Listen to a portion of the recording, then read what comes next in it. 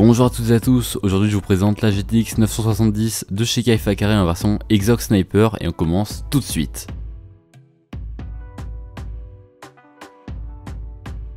Pour ce qui est de la boîte, c'est très classique, on nous présente les différentes technologies mises en avant par Nvidia ainsi que les spécifications techniques de la carte, mais on y reviendra un petit peu plus tard dans la vidéo.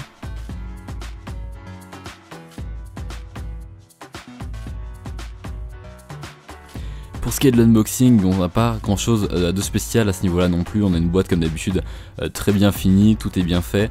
Pour ce qui est des accessoires, on aura donc les CD drivers, les guides d'utilisation, on aura deux adaptateurs double Molex vers 6 pins et 8 pins, vous aurez un adaptateur VGA vers DVI ou DVI vers VGA ainsi que la carte en elle-même.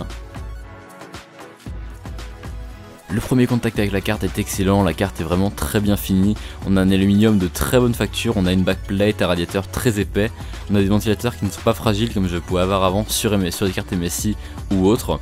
Donc en parlant du radiateur, c'est vraiment un radiateur assez gros pour la carte, il va parfaitement bien refroidir, mais pour ce qui est des chiffres, vous verrez ça dans l'article complet sur Von Guru.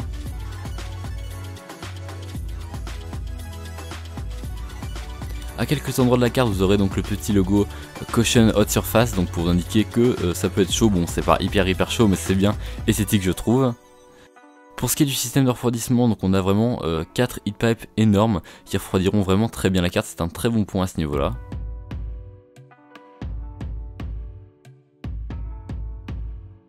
Pour ce qui est de la backplate, vous pouvez voir qu'elle est vraiment très épaisse et qu'elle est légèrement granuleuse pour lui donner un aspect mat qui rendra vraiment très bien dans tous les boîtiers. Personnellement, je suis vraiment fan de cette backplate qui rend vraiment très bien.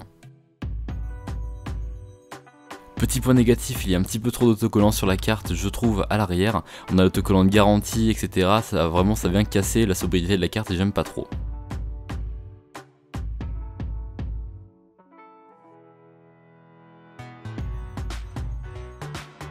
Le PCB de la carte est vraiment très solide, il permettra d'encaisser des gros overclocks jusqu'à au moins 300 MHz, donc c'est du test que j'ai pu en tirer, c'est 300 MHz le maximum. Donc c'est vraiment un très bon point, sachant que les fréquences de base sont assez bonnes.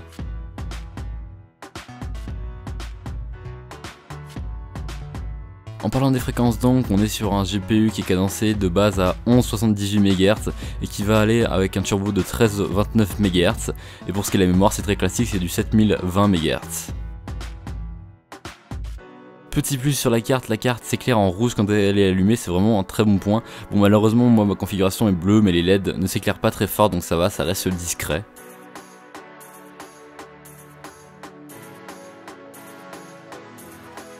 Donc pour conclure cette vidéo, c'est vraiment une très bonne carte graphique. Je vous invite à lire l'article sur Von Guru qui va paraître très prochainement.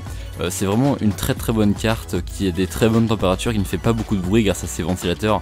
Vraiment c'est une très bonne carte graphique que je vous conseille amplement.